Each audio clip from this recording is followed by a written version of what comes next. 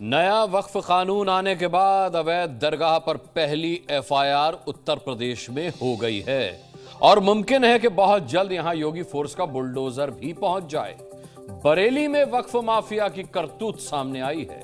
यहां सरकारी जमीन पर दरगाह बनाकर जमीन कब्जा ली गई। करीब 3 बीघा जमीन पर कब्जा कर लिया गया, लेकिन अब यह साजिश सामने आ चुकी है और अवैध दरगाह के खिलाफ केस दर्ज कर लिया गया है।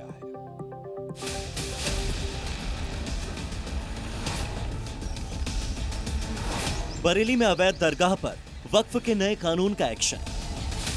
देश की संसद में वक्फ बोर्ड संशोधन अधिनियम पारित किया है।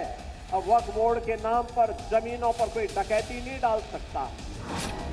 नए कानून से टूटेगी सरकारी जमीन पर बनी दरगाह। किसी बोर्ड के नाम पर लूट खसोट हमेशा के लिए लगाम लगाने का काम किया है।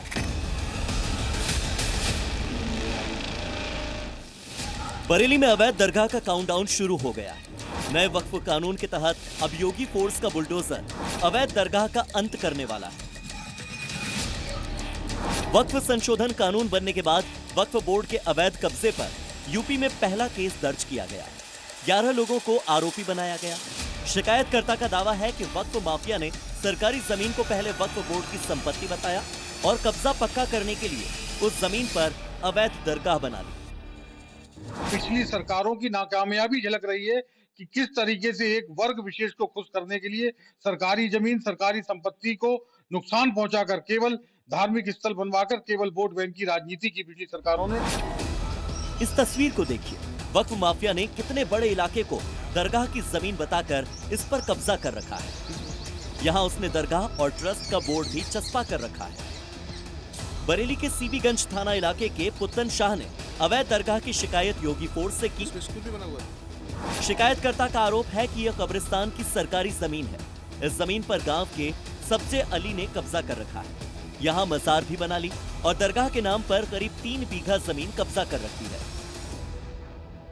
उसमें बाजार बना दी गई, बाजार हटाई जाए और उसको जो है कार्रवाई की जाए इनके खिलाफ और सरकार सख्त से सख्त कदम उठाए, जमीन को मुक्त कराए, अपने कब्जे में ले। दरगाह बनाकर जमीन कब्जाने वाले का खेल देखिए कि उसने दरगाह के नाम से ट्रस्ट भी बना लिया। सैयद हामिद हसन दरगाह चैरिटेबल ट्रस्ट के नाम से बकायदा रजिस्ट्रेशन करवाया। 24 नवंबर 2020 को ट्रस्ट का रजिस्ट्रेशन हुआ। मुख्य आरोपी सब्जे अली, उसकी पत्नी और 4 बेटियां इस ट्रस्ट में ट्रस्टी भी बन गए। लेकिन अब नया वक्फ कानून बन चुका है जो ऐसे वक्फ माफिया पर नकेल कसने वाला है। बरेली की इस अवैध दरगाह की शिकायत योगी फोर्स को मिली तो जांच शुरू हुई। राजस्व रिकॉर्ड खंगाले गए तो सारा सच सामने आ गया।